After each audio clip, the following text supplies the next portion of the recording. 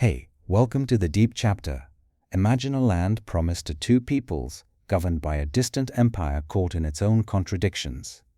In Chapter 4, we unravel the British Mandate era from 1917 to 1947, where Zionism's dreams clash with Arab aspirations, leading to revolts, partitions, and the brink of war.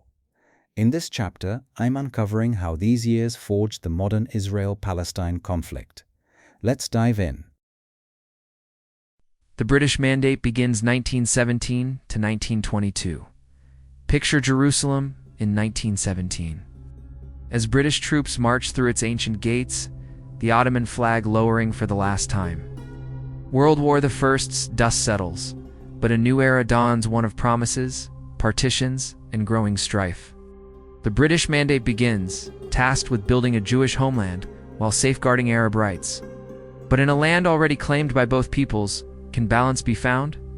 This is where the Israel-Palestine story enters its most turbulent chapter. The end of Ottoman rule and Britain's arrival.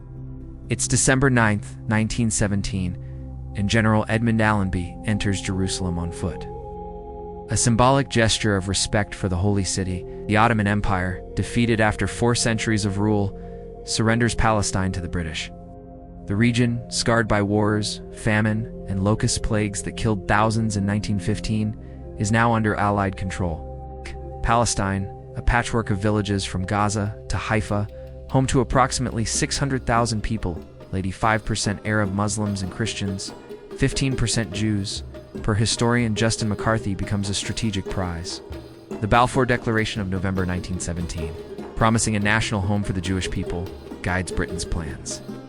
But the League of Nations Mandate, ratified in 1922, adds nuance. Britain must facilitate Jewish immigration while ensuring civil and religious rights. For Arabs, High Commissioner Herbert Samuel, Zionist Jew appointed in 1920, arrives in Jerusalem to administer this delicate balance. Samuel, formerly a British cabinet minister, sees his role as fulfilling Balfour while maintaining peace. Zionist leaders like Chaim Weizmann lobby for more immigration, while Arab notables, like Musa Kazim al-Husseini, protest the mandate as a betrayal of wartime promises for Arab independence. The stage is set for a new era, where Britain's pen redraws Palestine's future. The end of Ottoman rule was not just a military handover, it was the culmination of a long decline. The Ottomans, who had governed Palestine since 1516, had seen their power erode in the 19th century. By 1914, Palestine was a backwater province, with a population engaged in subsistence farming and small-scale trade. The war exacerbated this Ottoman conscription, pulled thousands of Arabs and Jews into the Turkish army. While blockades led to starvation, the 1915 locust plague devastated crops, killing up to 100,000 across the Levant, per contemporary reports. British forces, advancing from Egypt, captured Gaza in November 1917 after bloody battles, then Jerusalem a month later. Allenby's entry was celebrated in Britain as a crusade. But for locals, it was a shift from one empire to another. The military administration, under General Money, lasted until 1920, during which Britain began implementing Balfour, allowing limited Jewish immigration. Samuel's appointment in 1920 marked the civil mandate's start, but his Zionist background immediately raised Arab suspicions, leading to protests even before his arrival. This period was a time of uncertainty. Arabs hoped for independence, Jews for a homeland, and Britain for stability. Why the British Mandate? Roots of a complex promise. Why did Britain take this role? The Mandate stemmed from World War I's chaos. The Ottoman Empire's collapse, defeated at battles like Megiddo in 1918, left Palestine open. Britain, having captured it with Allenby's forces, sought control over the Suez Canal and Middle Eastern oil, vital for its navy, per historian David Fromkin. The Balfour Declaration 1917 was strategic. Britain needed Jewish support in America and Russia to win the war. Zionist lobbying, led by Weizmann, promised influence, while Britain's anti-Ottoman alliances with Arabs, McMahon-Hussein correspondence, 1915, created conflicting commitments. The League of Nations Mandate, 1920, ratified 1922, formalized this, incorporating Balfour while pledging to prepare Palestine for independence. For Jews, it was a lifeline post. War, anti-Semitism, and pogroms drove immigration. For Arabs, it was an imposition. Their majority, 85% of population, felt sidelined. Having expected self-rule after aiding Britain in the Arab Revolt, Samuel's appointment symbolized favoritism, fueling Arab distrust. This mandate wasn't just administration, it was a slow unraveling of a system that once held Palestine's diverse peoples together. The roots run deeper. Britain's involvement began with the 1915 McMahon-Hussein Correspondence, where High Commissioner Henry McMahon promised Sharif Hussein Arab independence in exchange for revolting against the Ottomans. The Arab Revolt 1916-1918 helped weaken the Ottomans. But the 1916 Sykes-Picot Agreement secretly divided the Middle East between Britain and France, contradicting Arab promises. Balfour, issued November 2, 1917, was a 67-word letter to Lord Rothschild. His Majesty's government view with favor the establishment in Palestine of a national home for the Jewish people. It was crafted amid war desperation. Britain sought to rally American Jews and keep Russia fighting. Weizmann's role was key. His acetone invention for explosives gave him leverage with Lloyd George. The Mandate instrument, approved by the League in July 1922, echoed Balfour but added Article 2, requiring Britain to secure Arab rights. Samuel, arriving July 1, 1920, faced immediate challenges. His Zionist background, as a member of the Zionist Commission, raised Arab fears, per the 1920 Palin Report. Arabs, organized in the Muslim Christian Association, saw the mandate as colonial theft, ignoring their wartime contributions. Jews, with approximately 60,000 in Palestine, saw fulfillment of Zionism's dream. This promise was complex, born of war strategy, imperialism, and idealism. How it unfolded, immigration, protests, and administration. How did the mandate take shape? Britain's military administration 1917 to 1920 transitioned to civil rule under Samuel in 1920. The Mandate's text, approved by the League in 1922, mandated Jewish immigration and land development, but also protected Arab rights. The unfolding was marked by key events. Allenby's 1917 entry was celebrated in Britain as a crusade, but locals saw occupation. The 1918 King Crane Commission, sent by Wilson, recommended against a Jewish homeland, favoring Arab self-rule, but it was suppressed. Samuel's arrival in 1920 was met with Arab boycotts. His speech at Jerusalem's government house promised fairness, but actions like approving Hebrew as an official language favored Zionists. Immigration ships like the SS Russell in 1919 brought pioneers, founding kibbutzim like Ein Herod, 1921. Arab protests escalated the 1920 Nebi Musa riots during a religious festival. Killed 5 Jews and wounded 211 per Palin Report, blaming British inaction and Zionist provocation. Samuel suspended immigration temporarily, but resumed it, alienating Arabs. The 1921 Jaffa riots, sparked by a May Day clash, spread to rural areas, killing 95 per Haycraft. The Commission's report blamed Arab economic fears, leading to the Churchill White Paper, which reaffirmed Balfour but limited immigration. By 1922, the mandate was ratified at San Remo.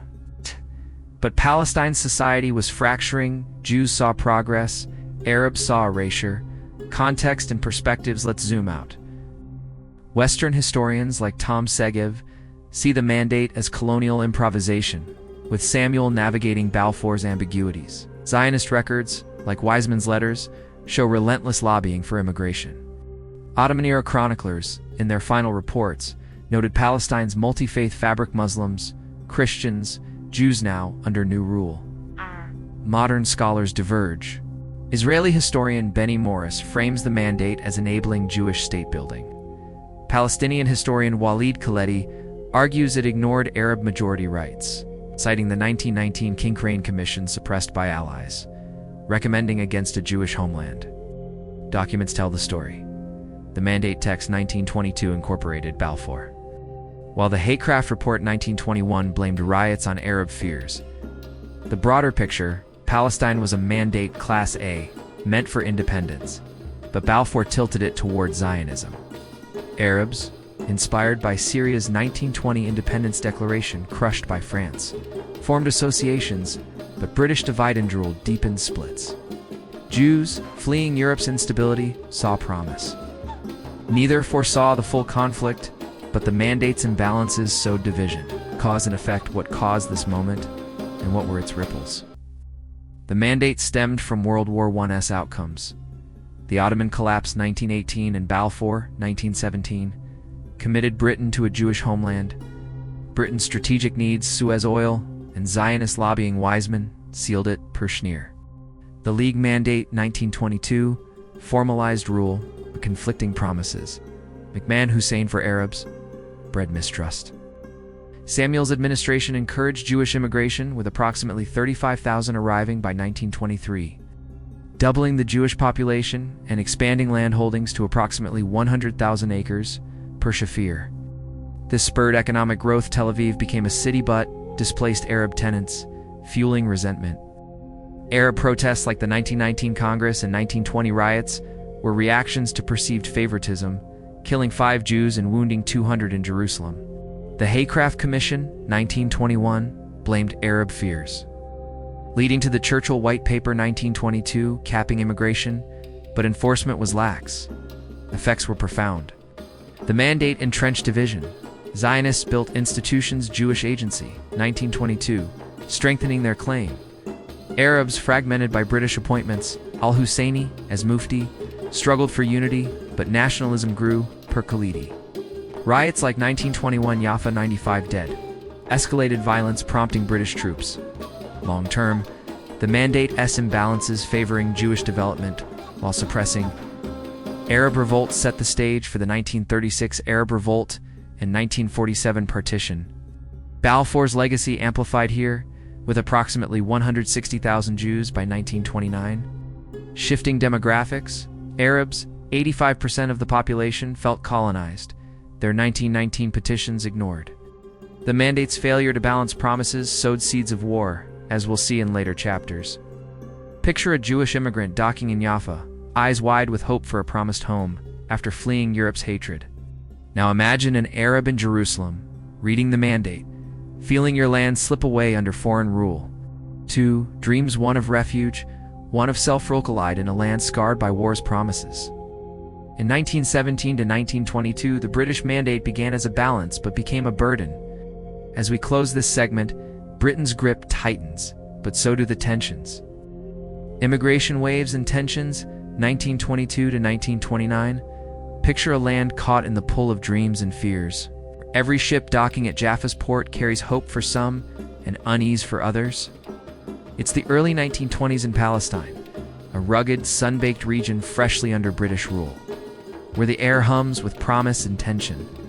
The British Mandate, just formalized in 1922, has set the stage for a new chapter, one where Jewish immigrants arrive in waves, chasing a homeland, while the Arab majority watches their world shift beneath their feet.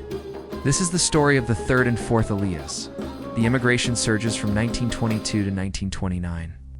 When nearly 100,000 Jewish newcomers reshaped Palestine's cities, fields, and futures, sparking economic growth, cultural clashes, and violent unrest. It's a story of ambition colliding with resistance, of dreams built on land others call home, culminating in the bloody riots of 1929. Let's step into this turbulent time, where every arrival stirred the pot of a brewing conflict. The setting: Palestine in 1922. It's 1922, and Palestine is a patchwork of ancient villages and emerging towns. From the stone alleys of Jerusalem to the bustling port of Jaffa and the fledgling city of Tel Aviv, barely a decade old, the Ottoman Empire, which ruled here for centuries, is gone, swept away by World War I's end in 1917. In its place, Britain governs under the League of Nations Mandate, a document that promises to prepare Palestine for self-rule while facilitating a Jewish national home as pledged in the 1917 Balfour Declaration. But here's the rub.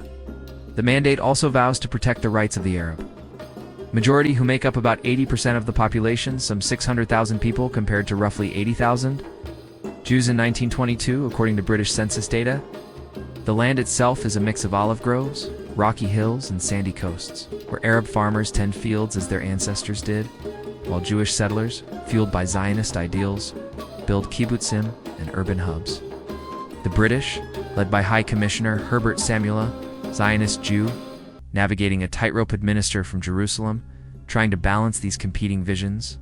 Samuel's office issues immigration quotas, oversees land sales, and polices a population growing restless. The stage is set for transformation, but also for tension, as two peoples lay claim to the same soil. Why the waves? Causes of the immigration surge. Why were so many Jews arriving now? Two forces collided. Opportunity in Palestine and desperation in Europe. After World War I, Europe was a mess.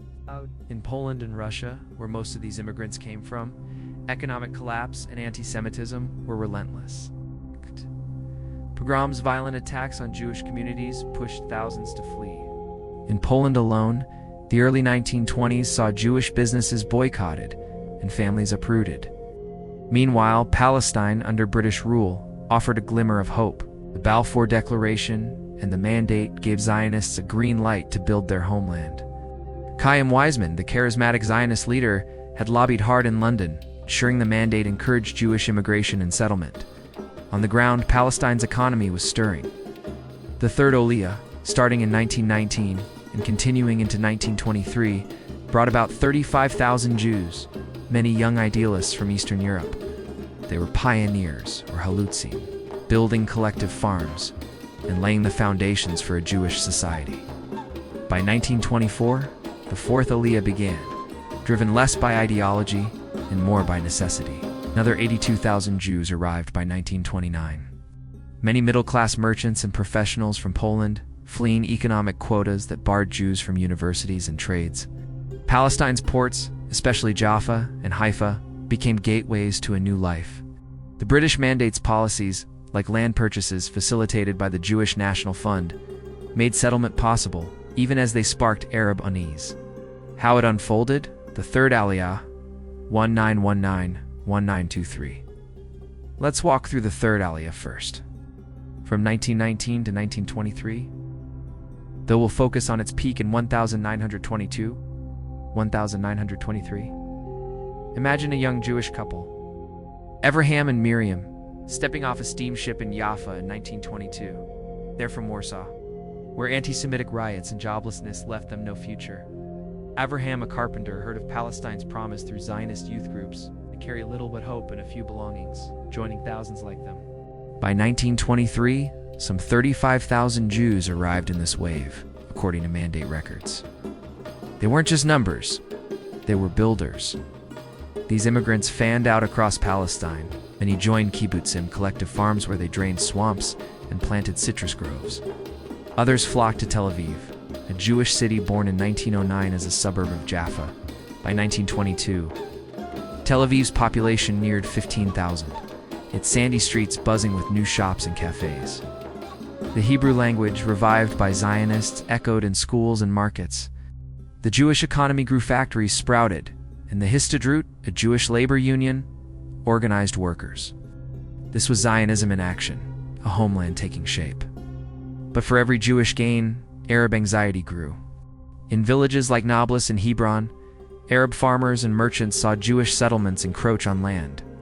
The Muslim-Christian associations, local Arab groups, began organizing. Musa Kazim al-Husseini, a prominent Arab leader and former Jerusalem mayor, led protests, arguing that Jewish immigration threatened Arab livelihoods. In 1922, Arab committees launched a boycott of Jewish businesses, demanding the British halt immigration. Their logic was simple. More Jews meant less land, less power, and a fading dream of independence promised in the 1915 McMahon-Husseini Correspondence, which they believed guaranteed Arab self-rule. The British response? A balancing act. Herbert Samuel enforced immigration quotas, about 16,500 certificates in 1922 alone, but also allowed land purchases, fueling Jewish growth. The Churchill White Paper of 1922, a key document, tried to calm tensions. It reaffirmed the Jewish national home, but clarified it wouldn't mean Jewish domination, promising to limit immigration based on Palestine's economic capacity. Yet the White Paper satisfied no one. Zionists felt it restricted their dreams. Arabs saw it as too vague, failing to stop the influx. By 1923, the Jewish population neared 90,000, a doubling in a decade, and the seeds of conflict were sown.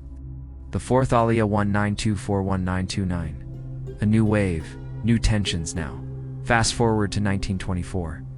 The Fourth Aliyah begins, and it's different, less about pioneering, more about survival. Poland's new economic policies, like the 1924 economic numerous clauses, squeezed Jews out of trades and professions. By 1929, about 82,000 Jews arrived, many settling in cities like Tel Aviv and Haifa. Picture Tel Aviv in 1926, its population doubles to nearly 40,000. With new neighborhoods like Allenby Street lined with shops and theaters, Haifa's port hums with Jewish workers unloading cargo. The Jewish economy booms, construction, commerce, even early industry like cement factories. This wave wasn't just farmers. These were urban juice tailors, teachers, small business owners, bringing capital and skills. They built homes, opened stores, and transformed Tel Aviv into a cultural hub, with Hebrew newspapers and theaters thriving. The Jewish Agency, formed in 1929, coordinated these efforts, buying land and organizing labor. By 1929, the Jewish population hit 160,000, nearly 20% of Palestine's total, a seismic shift from a decade earlier. But this growth alarmed Arabs. Land sales, often by absentee landlords in Beirut or Damascus, displaced Arab tenant farmers. In rural areas, families who'd worked the same fields for generations were pushed out, fueling resentment. The Muslim-Christian associations grew bolder, organizing strikes and petitions. In 1925, Arab leader Jamal al-Husseini warned of economic strangulation by Jewish settlers. The British, still led by Samuel until 1925, struggled to keep peace. They tightened immigration quotas, but enforcement was spotty, and illegal Jewish immigration began trickling in. Tensions simmered in mixed cities like Jerusalem and Jaffa. Religious sites, especially the Western Wall, became flashpoints. The Wall, sacred to Jews as a remnant of the ancient temple, was also part of the Haram al-Sharif, holy to Muslims. Disputes over access, Jewish worshippers setting up benches, Muslims claiming disturbance ignited small clashes. By 1928, these disputes escalated, the rumors swirling on both sides, Jews planning to seize the Wall, Muslims restricting Jewish prayer. The British, caught in the middle, issued regulations, but mistrust festered. The breaking point. The 1929 riots then. In August 1929, the pot boiled over. The Western Wall dispute became the spark. On August 15th, a Jewish demonstration at the Wall, organized by Zionist youth, raised flags and sang anthems, alarming Muslim worshippers. The next day, Muslim counter-protests turned violent. Rumors spread, Jews attacking mosques, Muslims desecrating Torah scrolls. By August 23rd, violence erupted across Palestine. In Jerusalem, mobs clashed. In Hebron, a Jewish community of about 600, mostly non-Zionist religious families, was attacked. Over 2 days, 67 Jews were killed, many brutally, with homes and synagogues burned. In Safed, another 18 Jews died. Jewish counterattacks and British interventions added to the chaos. With 116 Arabs killed, many by British troops suppressing riots. The 1929 riots were a turning point. In total, 133 Jews and 116 Arabs died, with hundreds injured, according to British reports. Hebron's Jewish community, dating back centuries, was nearly wiped out, with survivors fleeing. The British arrested hundreds, but their heavy-handed response, executing some Arab rioters, fueled resentment. The riots weren't just spontaneous. Historians like Rashid Khalidi note organized Arab resistance driven by fears of displacement. Yet Zionist historian Anita Shapira sees them as a tragic escalation of local disputes, not a full-scale revolt. Context and perspectives. A land divided, let's step back to see the bigger picture. Two Zionists, the third and fourth Aliyahs, were triumphs. Historians like Anita Shapira argue they laid the economic and cultural foundation for a Jewish state. Tel Aviv's growth, the kibbutzim's success, and the revival of Hebrew were proof of Zionism's vitality. The immigrants weren't just fleeing persecution, they were building a future, driven by the Balfour Declaration's promise. But to Arabs, this was a nightmare unfolding. Rashid Khalidi, an Arab historian, describes the period as one of betrayal. The British, they believed, reneged on promises of independence from the McMahon-Husseini correspondence, instead favoring Zionist settlers. The Arab majority, still 80% of the population, saw their economic and political power erode. Land sales displaced thousands, and Jewish labor policies, like the Histadrut's push for Hebrew labor, excluded Arab workers. The 1922 boycott and 1929 riots were desperate acts of resistance. Against a tide they couldn't stop. Western scholars, like Tom Segev, view the British role as colonial pragmatism balancing Zionist lobbying with Arab appeasement, all while securing imperial interests. Modern revisionists, like Benny Morris, argue the mandate tilted too heavily toward Zionism, ignoring the Arab majority's rights. Others, like Elon, see the seeds of systemic displacement, a prelude to 1948's Nakba. The Churchill White Paper of 1922, a key document, tried to thread the needle, but failed. It promised a Jewish homeland without prejudicing Arab rights, yet its vague language left both sides dissatisfied. Immigration continued, land disputes grew, and the British struggled to govern a land fracturing along ethnic lines. Cause and effect, a tipping point. The immigration waves of 1922 to 1929 doubled the Jewish population to 160,000, transforming Palestine's demographics and economy.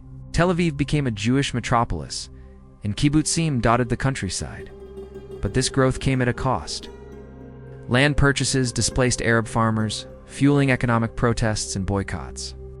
The 1929 riots exposed the depth of Arab fear's loss of land, culture, and self-determination. For Jews, the riots shattered any illusion of peaceful coexistence.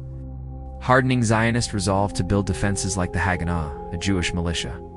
The British, caught between their mandate obligations, faced an impossible task. The riots prompted the Shaw Commission in 1930, which investigated causes and recommended tighter immigration controls, a signal of shifting British policy. The immigration waves didn't just reshape Palestine's map. They set the stage for the Arab Revolt of 1936 and the violent path to 1948. Hope and peril entwined. As we close this section, picture Palestine in 1929, its skies heavy with smoke from Hebron's fires. For Jewish immigrants, each ship to Jaffa was a lifeline, a chance to build a home free from Europe's hatred. Their dreams took root in Tel Aviv's streets and Galilee's fields, a testament to resilience. But for Arabs, each new settlement was a wound, a reminder of promises broken and a future slipping away. The 1929 riots weren't just violence, they were a cry from two peoples, each claiming the same land as their own. This was a land of hope and peril, where every step forward for one was a step back for another. The immigration waves of the 1920s didn't just build a homeland, they lit a fuse, one that would burn toward a conflict still felt today. The Arab Revolt, in British response 1929-1936. Imagine a land simmering with unrest, where the streets of Jerusalem echo with cries of defiance, and the hills of Nablus hide whispered plans of rebellion. It's the late 1920s and early 1930s in Palestine, a region under British rule, caught in a storm of competing dreams. The Jewish population is swelling, their settlements spreading, while the Arab majority feels their world slipping away. From 1929 to 1936, this tension explodes into the Arab Revolt, a fierce, desperate uprising demanding independence and an end to Jewish immigration. This is the story of a people's fury, a colonial power's iron response, and a conflict that reshaped Palestine's path to 1948. Let us step into this turbulent era, where hope, fear, and violence collide. The setting. Palestine on edge, it's 1929, and Palestine is a land of contrasts.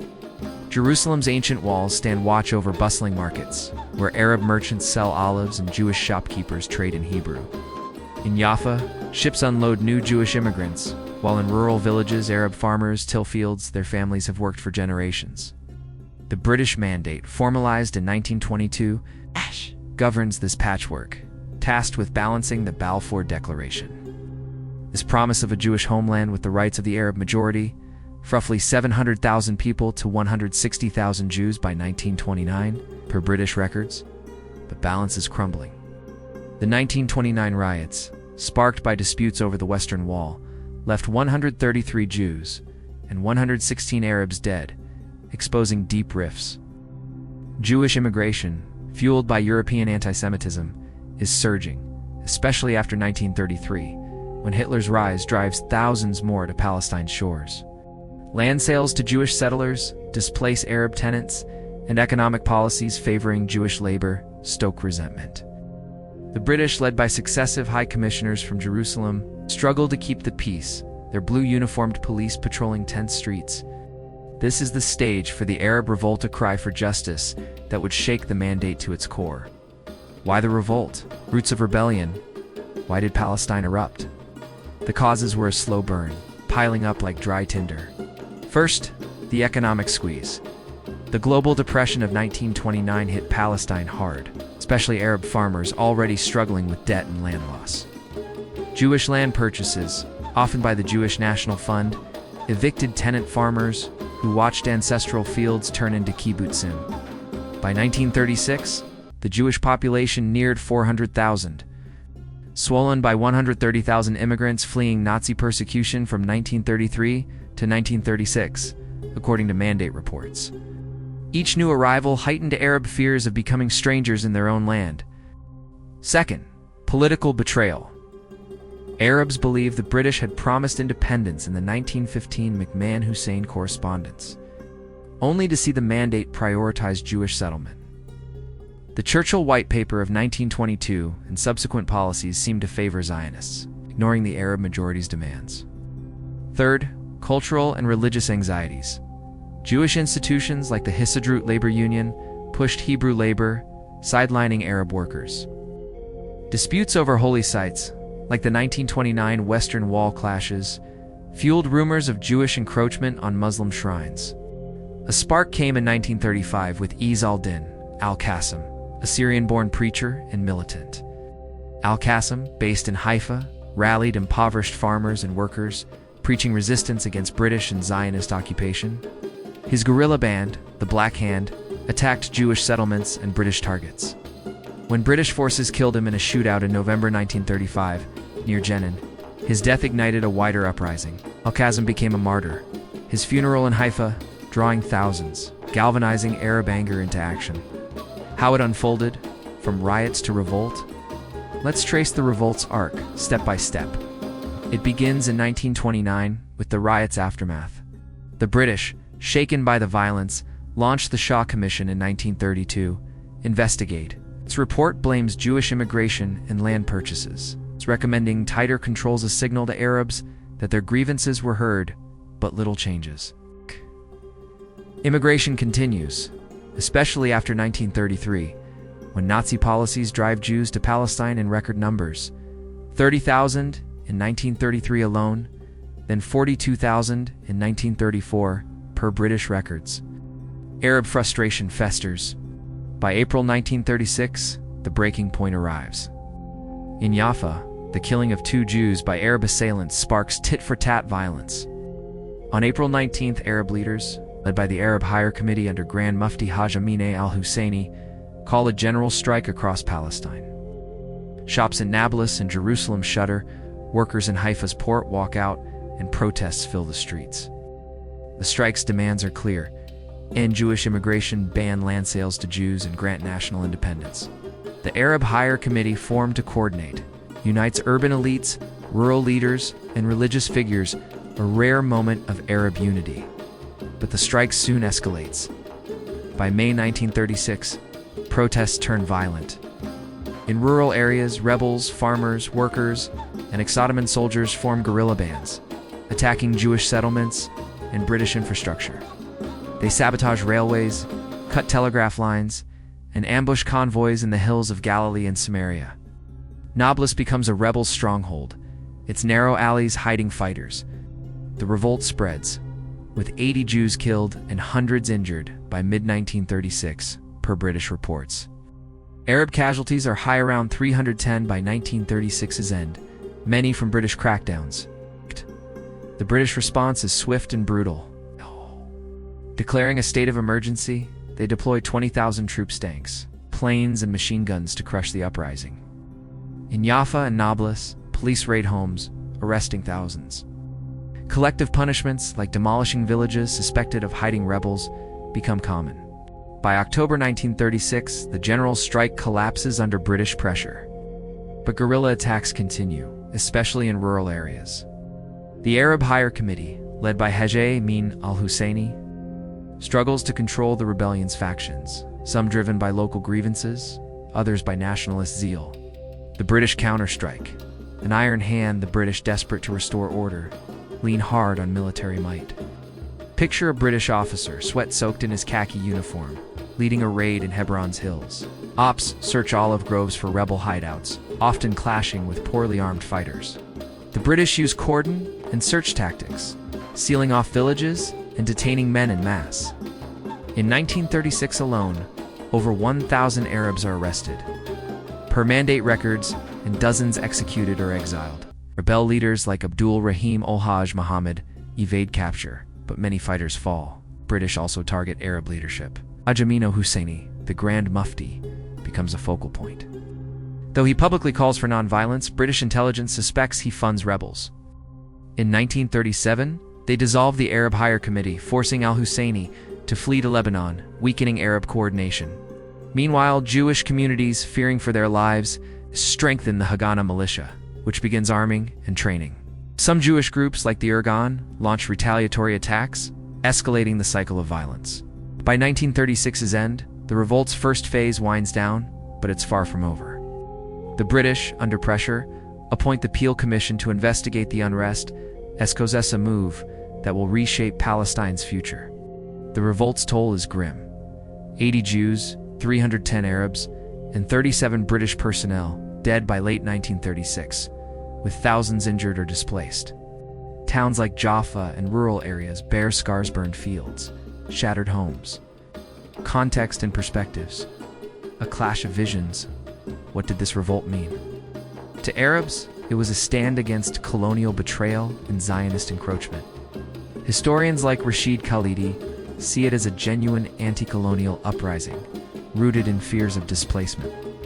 The Arab majority, still 70% of Palestine's 1.2 million people by 1936, felt their economic and cultural survival at stake. Land loss was stark. By 1936, Jewish settlers owned 13% of cultivable land, up from 4% in 1920, per British surveys. The general strike and guerrilla attacks were a cry for self-determination, echoing anti-colonial movements worldwide. Zionists saw the revolt differently. To leaders like David Ben-Gurion, it was an attack on their right to build a homeland. Historians like Anita Shapira argue the Jewish community, still a minority, felt vulnerable after the 1929 riots. The Haganah's growth reflected this fear, as did appeals to Britain for protection. Western scholars like Benny Morris note the revolt's failure to unify Arab factions weakened their cause, while strengthening Zionist resolve. The British perspective, per Tom Segev, was pragmatic but short-sighted. The mandate's dual promises to Jews and Arabs were irreconcilable. Troops crushed the revolt to maintain control, but harsh tactics alienated Arabs further. The Peel Commission's 1937 report, a key document, acknowledged the unrest's roots: immigration, land disputes, and Arab nationalism. Its radical proposal, partitioning Palestine into Jewish and Arab states, marked a turning point, though it pleased neither side. Modern historians diverge. Morris sees the revolt as a missed Arab opportunity, its disorganization dooming it against British might. Ilan frames it as a prelude to 1948's Nakba, arguing British suppression laid the groundwork for Arab dispossession. Both agree the revolt exposed Palestine's deep divisions, with no easy path to peace. Cause and effect. A fractured path forward, the Arab revolt had profound effects. It forced a British policy shift, with the Peel Commission's Partition plan signaling that coexistence might be impossible. But the plan's rejection by Arabs and partial acceptance by Zionists deepened mistrust. The revolt's failure, due to British firepower and Arab factionalism, fragmented Arab society. Leaders like al-Husseini were exiled, villages were punished, and thousands of fighters were killed or jailed, weakening Arab political power. For Jews, the revolt spurred self-reliance. The Haganah grew, and Jewish settlements fortified. Immigration continued, with 60,000 more Jews arriving by 1939 despite British quotas. The revolt also hardened attitudes. Zionists saw Arab violence as proof a state was urgent. Arabs saw British and Jewish resistance as proof their fears were justified. The British, meanwhile, faced a dilemma. The 1939 White Paper, issued after the revolt's second phase, limited Jewish immigration to 75,000 over 5 years, aiming to appease Arabs as World War II loomed. But this alienated Zionists, fueling their own militancy. The revolt didn't win Arab independence, but it set the stage for 1947's UN partition and the war that followed. A cry unanswered as we leave 1936. Picture Palestine's hills, quiet after a day of gunfire. The Arab revolt was a people's cry for justice, a demand to be heard, to reclaim a land slipping away. Farmers turned fighters like those following Al-Qassam risked everything, their courage born of desperation.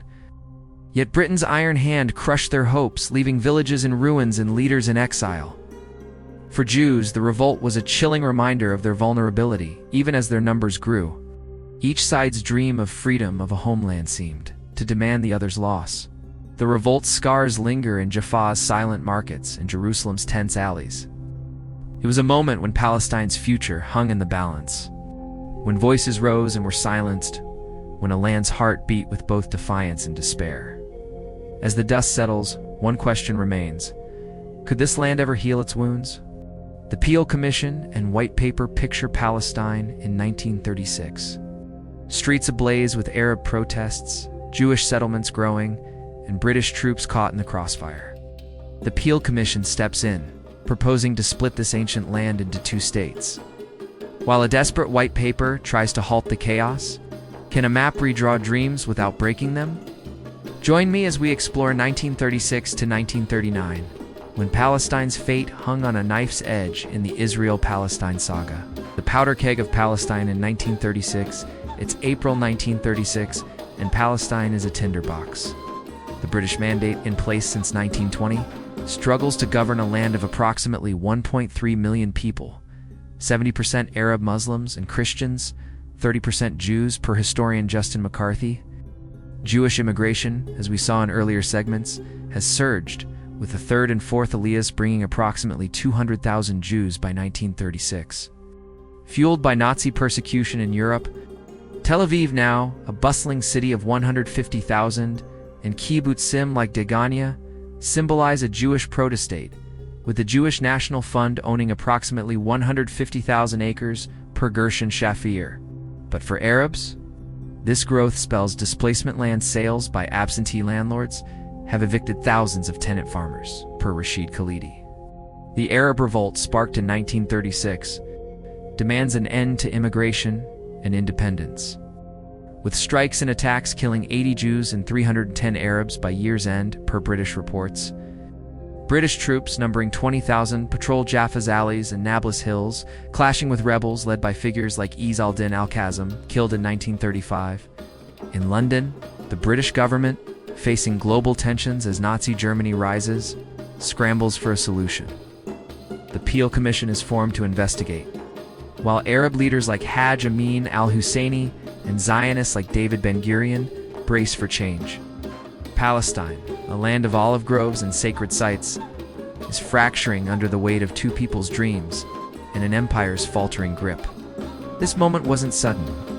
The Mandate's early years, as we explored, saw Britain implement the Balfour Declaration, encouraging Jewish immigration while promising Arab rights. By 1936, the Jewish population had tripled to approximately 400,000, per Jewish Agency records. With institutions like the Histadrut Labor Union and Hebrew University 1925 building a distinct society, Arabs, still 70% of the population, faced economic strain. Land loss and British taxes squeezed rural families, per Khalidi's The Iron Cage. The 1929 Western Wall riots, killing 249, and Al-Ghazam's 1935 rebellion set the stage for the revolt.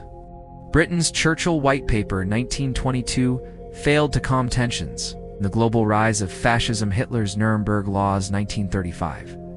Stripping Jews of citizenship pushed more refugees to Palestine. The Arab Higher Committee, formed in 1936 under al-Husseini, unified Arab demands, while Zionists, led by Ben-Gurion, saw statehood within reach. Palestine, caught between colonial rule and nationalist fervor, was a land on edge, its future hinging on Britain's next move. Why the Peel Commission and White Paper? Roots of a proposed divide. Why did Britain turn to partition and restriction? The immediate trigger was the Arab revolt's intensity. For Zionists, the stakes were existential. The Nazi threat, Hitler's 1935 laws, and Kristallnacht had 1938. Looming drove Jews to Palestine, with 61,000 arriving in 1935 alone. Leaders like Ben-Gurion, head of the Jewish Agency, saw the revolt as a hurdle, but statehood is inevitable, per his memoirs. For Arabs, the revolt was anti-colonial. Leaders like Husseini, the Grand Mufti, saw Jewish growth, now 30% of the population, as a threat to Arab identity, per Khalidi. The 1933 Arab Congress in Jaffa demanded independence, echoing Syria's crushed 1925 revolt. Britain, caught between Zionist lobbying in London and Arab alliances in Cairo, faced a dilemma. The Peel Commission 1936 to 1937 aimed to split the land, while the White Paper 1939 later sought to appease Arabs by curbing immigration. Both moves reflected Britain's attempt to navigate a global crisis while managing a volatile mandate, but they deepened Palestine's divide. How it unfolded. From partition proposal to immigration curbs, how did this period unfold? In July 1936, Britain formed the Peel Commission to investigate the revolt's causes. Led by Lord Pele, a former India secretary, the commission interviewed 110 witnesses, Zionists, Arabs, and British officials in Jerusalem and London. In July 1937, Peel report proposed a radical solution. Partition Palestine into a Jewish state, 20% of the land, including Galilee and coastal plains, and an Arab state merged with Transjordan, with Jerusalem under international control. The Jewish state would house approximately 300,000 Jews and 200,000 Arabs. The Arab state approximately 800,000 Arabs and 2,000 Jews, per the report. Zionists, led by Ben-Gurion and Weizmann, accepted it reluctantly, seeing a foothold for statehood despite the small size. The Arab Higher Committee, under al-Husseini, rejected it outright, demanding full independence and no Jewish state, per their 1937 resolution. Arab protests escalated. Daxo on Jewish kibbutzim, like Ein Gev, killed 37 Jews in 1937. Per British records, while rebels bombed British posts, killing 69 soldiers, the revolt intensified. By 1938, rebels controlled rural areas like Nablus, with approximately 5,000 fighters, per historian Charles Townshend. Britain responded with forced 20,000 troops, armored cars, and air raids crushed rebel strongholds, killing approximately 2,000 Arabs by 1939, per Segev. The British also exiled al-Husseini to Iraq in 1937, weakening Arab leadership. The partition plan stalled. Zionists wanted more land, Arabs none, and Britain, fearing Arab backlash in oil-rich regions, hesitated. In 1938, the Woodhead Commission declared partition impractical, citing Arab population transfers. With World War II looming, Britain pivoted. The 1939 White Paper, issued May 17th, proposed an independent Palestine within 10 years, majority ruled implying Arab control, and capped Jewish immigration at 75,000 over 5 years, per British archives. Land purchases were restricted in 80% of Palestine. Zionists, facing Nazi persecution, denounced it. Ben-Gurion called it treachery, per his diaries. Arabs, though wary, saw it as a partial victory, but al-Husseini rejected it, demanding immediate independence. Violence continued. Jewish militias like Irgun bombed Arab markets, killing 24 in Haifa 1938, per Falastin reports. By 1939, Palestine was a land of curfews, checkpoints, and distrust, with Britain's policies failing both sides. This period saw key shifts.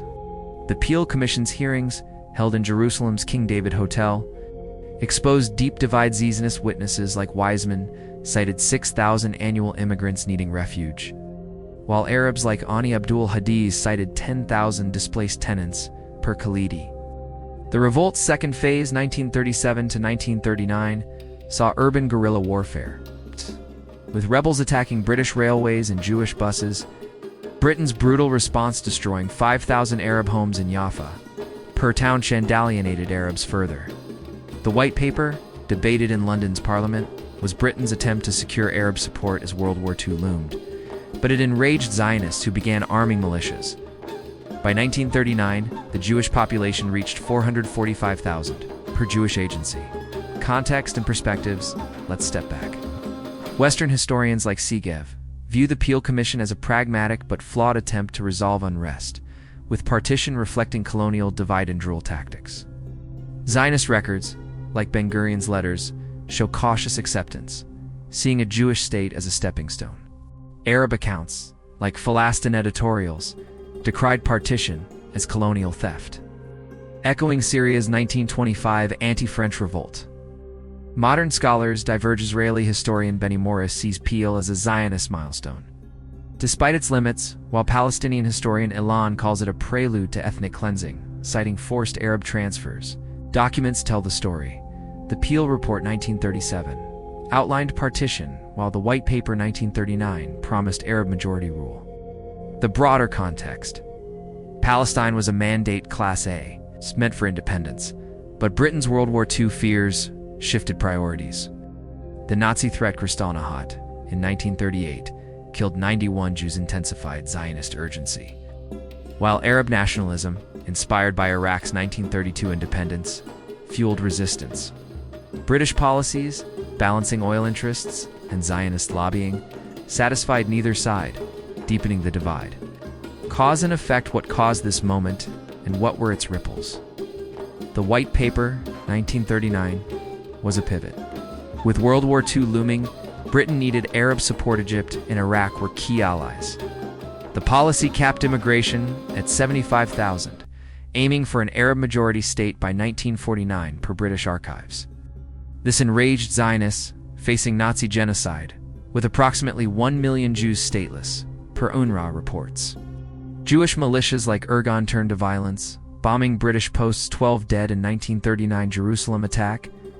Arabs, though gaining concessions, were divided. Al-Husseini's rejection weakened their leverage, per Townshend. The revolt's suppression: 2,000 Arabs killed, 5,000 homes destroyed, fragmented Arab society with rural leaders decimated. Short-term effects were stark. The Jewish population grew to 445,000 by 1939, with urban centers like Tel Aviv thriving, but the White Paper halted legal immigration, pushing Zionists toward illegal routes. Aliyah Bet, Arabs, at approximately 900,000, saw temporary relief but lost political cohesion with al-Husseini's exile and rural devastation. British troops, stretched by global war fears, tightened control, with 10,000 arrests in 1938, 1939. Per Segev, long-term Peel's partition idea, though abandoned, shaped the 1947 UN plan, per Morris. The White Paper alienated Zionists, fueling militias like Irgun and Lehi, which bombed British targets into the 1940s. Arab fragmentation weakened their position in 1947-1948, per Khalidi, contributing to the Nakba. The period entrenched division. Jews built a state in waiting, with 200,000 urban residents and 50 kibbutzim per Jewish Agency. Arabs, facing land loss and British repression, saw nationalism grow, but leadership falter. Britain's policies, driven by imperial pragmatism, deepened mistrust, setting Palestine on a path to war as World War II loomed. Picture a Jewish refugee in Haifa, clutching a Peel map, seeing a sliver of hope for a state amid Nazi terror. Now imagine an Arab farmer in Nablus, hearing of partition, your ancestral land carved away by foreign pens. To dreams one of refuge, one of roots shatter against Britain's faltering promises. From 1936 to 1939, the Peel Commission and White Paper tried to quell Palestine's fires, but stoked them instead.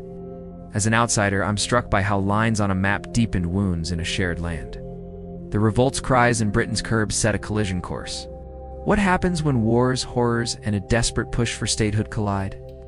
Join me in the next segment, where World War II, the Holocaust, and the UN's Partition plan push Palestine to the edge of war. Subscribe, hit the bell, and let's uncover the next chapter of the Israel-Palestine story together. World War II, Holocaust, and UN Partition picture Palestine in 1939.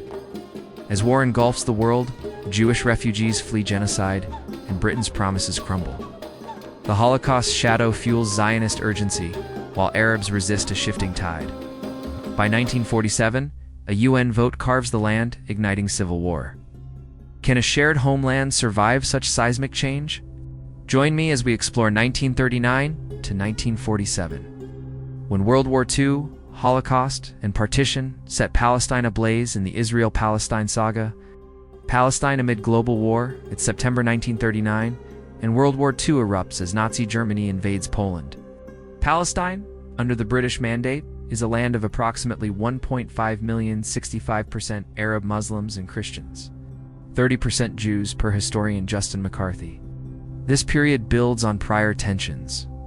The Peel Commission's failed partition 1937 and White Paper's restrictions left both sides distrustful. The revolts toll 5,000 dead, 10,000 Arab homes destroyed, weakened Arab cohesion, per Charles Townshend. Jewish institutions, like the Histadrut and Hebrew University, strengthened a state-in-waiting controlling approximately 200,000 acres, per Gershon Shafir. World War II's global stakes, 17 million dead, per John Kagan, amplified Palestine's role as a refuge and flashpoint. Britain, fighting Hitler, prioritized Middle Eastern stability, but Zionist militancy and Arab resistance made governance impossible. The stage was set for a dramatic shift, driven by genocide's horror and international intervention. Why World War II, Holocaust, and Partition? Roots of a turning point. Why did this period reshape Palestine? World War II's global upheaval was the catalyst. Nazi Germany's Holocaust, systematically murdering 6 million Jews, including 1.5 million children per Yad Vashem, made Palestine a desperate refuge. The 1939 White Paper, limiting immigration to 15,000 annually, clashed with this urgency. By 1940, approximately 2 million Jews were trapped in Nazi-occupied Europe, per UNRWA. Zionist leaders like David Ben-Gurion saw statehood as survival. Per his 1942 Biltmore program demanding a Jewish state, the UN Partition Plan of 1947 stemmed from Britain's exhaustion. Governing Palestine cost £40 million annually, with 100,000 troops deployed by 1947. Per Segev, Zionist militias like Irgun, bombing the King David Hotel 1946, 91 dead. And global sympathy for Holocaust survivors pressured Britain to exit. The US, with 3 million Jewish voters, and the USSR, post-war powers, backed partition to resolve the crisis, per UN records. For Jews, the Holocaust justified statehood. For Arabs, it was another colonial imposition. The UN's vote was a last-ditch effort to untangle Britain's contradictory promises, Balfour's Jewish homeland versus Arab self-rule, while addressing a humanitarian catastrophe. But it ignited a new conflict as two peoples claimed one land. How it unfolded. From Holocaust to Civil War, how did this moment unfold? In 1939, Britain enforced the White Paper, turning back refugee ships like the St. Louis 1939, 937 passengers denied entry. By 1941, the Holocaust escalated. Nazi death camps like Auschwitz killed 1.1 million per Yad Vashem. Arabs, weakened by the revolt's suppression, struggled to organize. Al-Husseini, exiled in Berlin, broadcast Axis propaganda, damaging Arab credibility, per Khalidi. Local leaders like Jamal al-Husseini formed the Arab Higher Committee, demanding independence, but lacked arms or unity. Arab protests like 1940 Jaffa marches were non-violent but ignored, per Falastin. Britain, fighting World War II, deployed 30,000 troops to Palestine, imposing curfews and searches. The 1945 Anglo-American Committee recommended 100,000 Jewish immigrants, but Britain refused, fearing Arab backlash. By 1946, Zionist terrorism peaked. The King David Hotel bombing July 22, 1946, killed 91, including 28 British, per Seagive.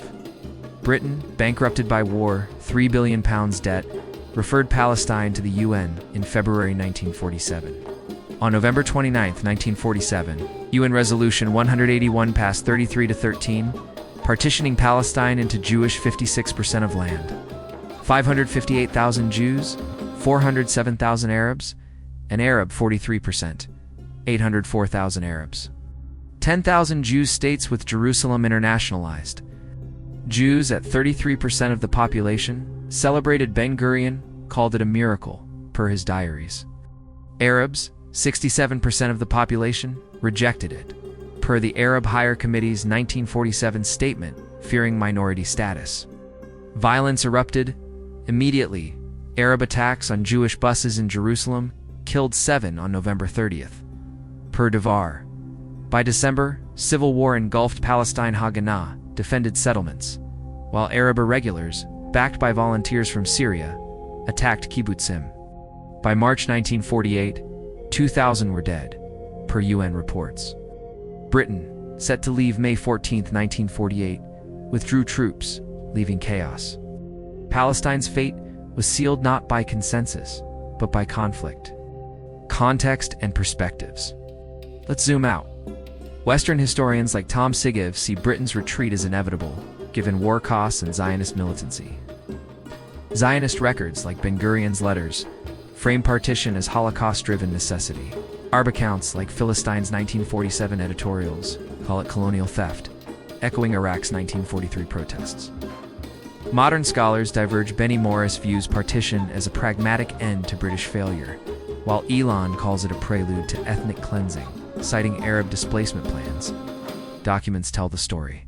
Resolution 181, 1947, detailed partition, while the Anglo-American Committee Report 1946 urged immigration. The context: World War II's 50 million dead and Holocaust's 6 million shifted global morality, with the US and USSR backing Zionism.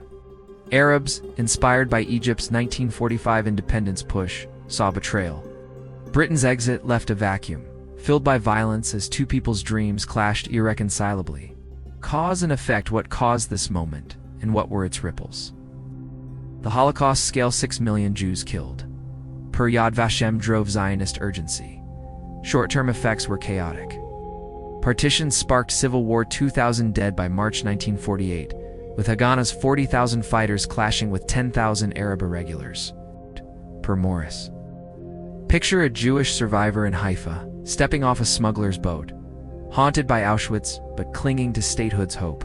Now imagine an Arab in Jaffa watching unmaps carve your homeland, your roots uprooted by foreign votes. To dreams one born of genocide's ashes, one of ancestral claim, collide in a land too small to hold both. From 1939 to 1947, World War II and the Holocaust reshaped Palestine, with partition lighting the fuse of war. That's the story of how World War II, the Holocaust, and UN partition pushed Palestine into civil war, shaping the Israel-Palestine conflict. I'm moved by how one land holds such clashing dreams, forged in tragedy. What happens when a state rises and another people face exile? Join me for Chapter 5 to explore 1948's war and Nakba. Subscribe, hit the like button, and share your thoughts. Let's keep history alive with the Deep Chapter. See you next time.